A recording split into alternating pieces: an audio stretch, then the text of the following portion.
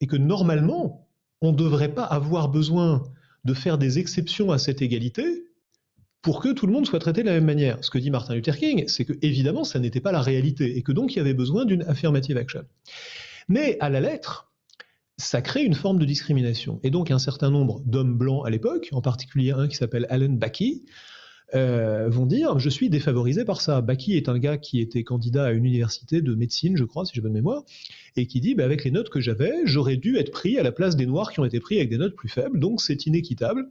Et son cas va remonter jusqu'à la Cour suprême, ça va prendre longtemps, mais la Cour suprême va statuer sur son cas de mémoire en 73. Et là, ils sont très embêtés à la Cour suprême. Ils disent c'est embêtant parce que l'affirmative action, on voit bien pourquoi c'est nécessaire. Tu viens de nous en montrer les racines historiques. Donc à l'époque, la Cour suprême est plutôt libérale, comme on dit, donc plutôt à gauche, et tout à fait en faveur de l'affirmative action. Et en même temps, quand ils lisent la Constitution, ils disent c'est vrai qu'avoir des quotas en fonction de la couleur de peau, c'est pas complètement cohérent avec l'idée que we hold this truth to be self-evident that all men are created equal. La Constitution n'autorise pas à faire des discriminations sur la base de la couleur de la peau. Et donc ils se grattent la tête pendant très longtemps, et ils finissent par avoir une percée conceptuelle qui est de dire la raison pour laquelle il faut qu'on ait des quotas à l'université, alors d'ailleurs pas des quotas, il ne faut pas qu'on ait des quotas, mais la raison pour laquelle c'est bien qu'il y ait des noirs et des blancs à l'université, et pas seulement des blancs qui seraient la ligne de plus grande pente, c'est parce que ça sera bien pour les blancs qu'il y ait des noirs et bien pour les noirs qu'il y ait des blancs. Dans une université, la diversité a des bénéfices éducatifs. Le fait qu'on soit dans une université diverse est en lui-même un facteur de succès pour tout le monde dans cette université.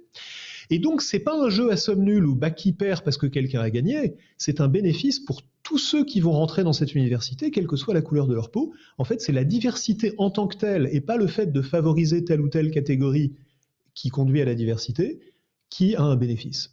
Cette invention-là, c'est une invention. On peut penser que c'est vrai dans le contexte de l'université, je le pense évidemment. Cette invention-là est une invention en réaction à la situation que tu viens de rappeler, qui est une invention juridique pour dépasser un problème juridique. Et en fait, dans les universités, c'est assez évident, assez juste et assez naturel de penser ça. Ce qui est intéressant, c'est qu'ensuite, les entreprises vont avoir le même problème. C'est que quand elles veulent à leur tour faire de l'affirmative action, elles se heurtent au même obstacle, qui est que les majorités, entre guillemets, en gros les